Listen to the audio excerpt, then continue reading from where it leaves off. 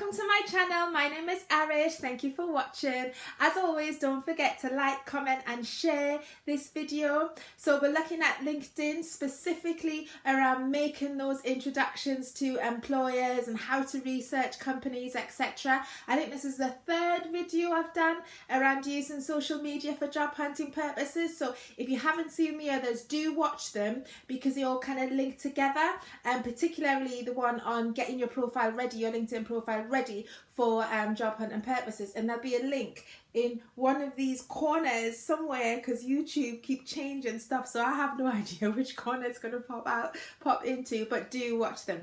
Right, so let's get into this video. So the first thing you want to do is prepare.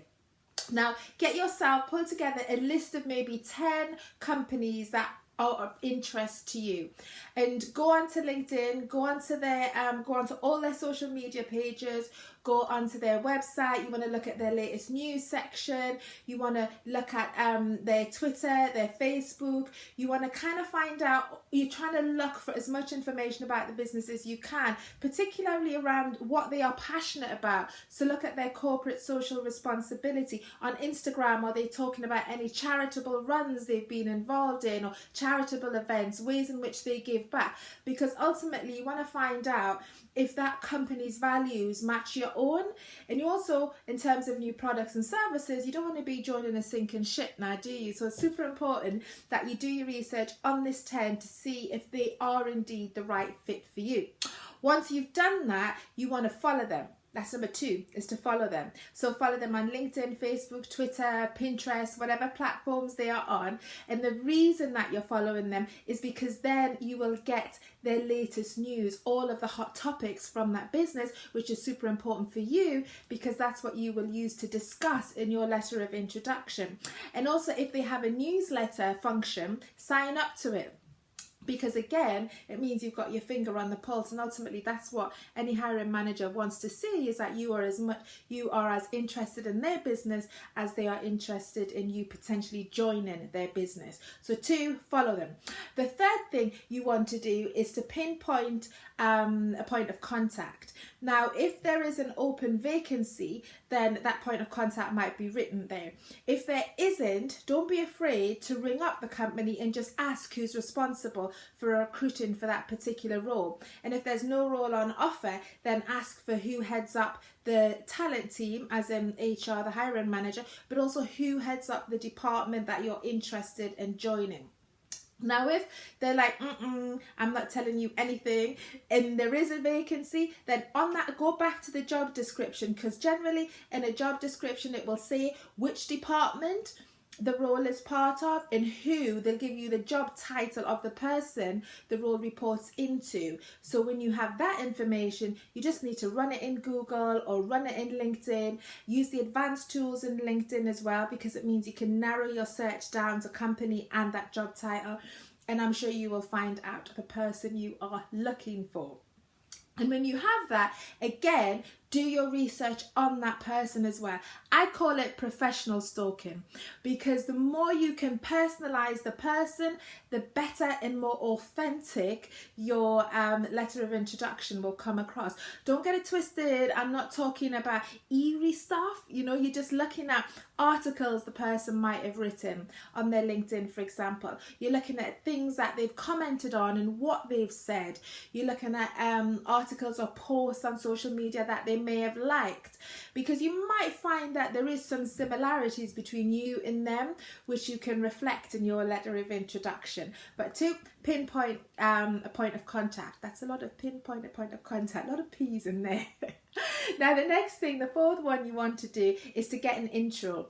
Now, people are generally more likely to respond to a cold contact if it's been introduced by someone through their network. So to find out who knows, I think it's called 6 degrees of separation, as in there's always someone in your network who knows the person that you're trying to reach.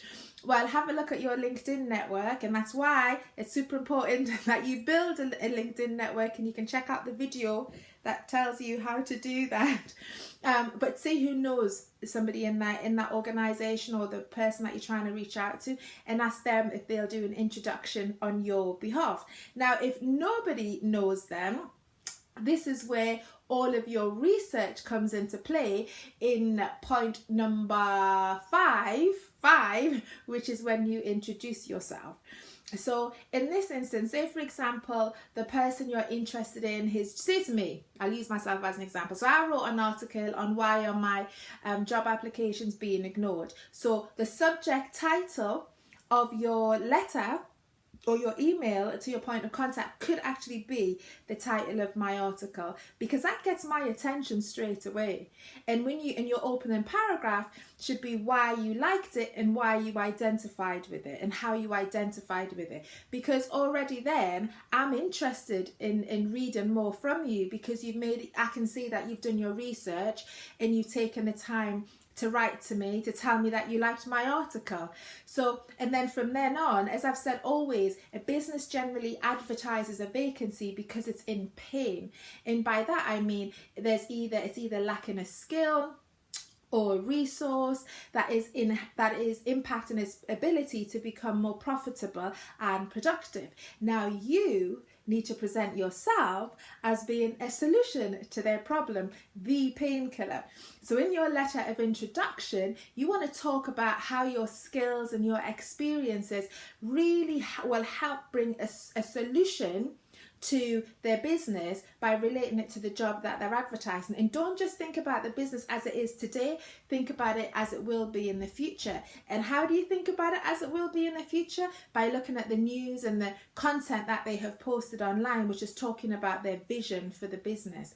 So that's what you want to kind of encapsulate. And I think I'll try and maybe put a template letter in the comments section so you can get more of an idea of what I'm talking about. But you want to try and relate your experiences as much as you can to the job. Now, if for example, say you are looking for a marketing job and you've been on their social media and you think, oh, they're not doing too well, that's a problem that you can solve. So when you're talking about in your letter, then you could give examples of maybe some things that their competitors do that they are not doing or could work for their business too, and how employing you as a marketing executive or whatever your title will be, you'll be able to address that. And always remember, when you're referring to your skills and experiences, give tangible examples. So if you're working in digital marketing, talk about a campaign, talk about the impact, the KPIs that were set, which are key performance indicators, and how you met them. Talk about the increase in revenue or the increase in followers that were achieved because of the campaign and because of your ideas. You want tangible results, not just woolly language like, oh, I've got excellent leadership and sales skills. Show us, give us some solid examples in that letter of introduction. Right, from the top, you want to prepare your list of 10 companies. Poor preparation leads to poor performance, so do some preparation. The second thing you want to do is to follow those companies on all of their social media platforms. The third thing is to pinpoint a point of contact and then do some research on that person, professionally stalk them, professionally being the operative word.